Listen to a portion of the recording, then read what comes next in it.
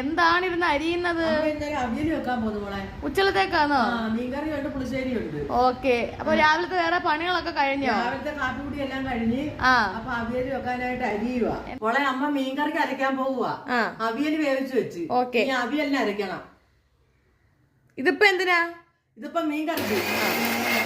അടുത്ത പരിപാടി എന്താണ്? അടുത്തതാ മീൻ വെട്ടുന്നത്. എന്ത് മീനാണ് ഇന്ന് കിട്ടിയത്? നെത്തോലിയാ കിട്ടിയത്. ആണോ? അപ്പൊ നെത്തോലി വെട്ടുക. നെത്തോലി വെട്ടുക. ഇത് നമ്മുടെ കറിക്കുള്ള അല്ലേ? മീൻ കറിക്കുള്ളതാ.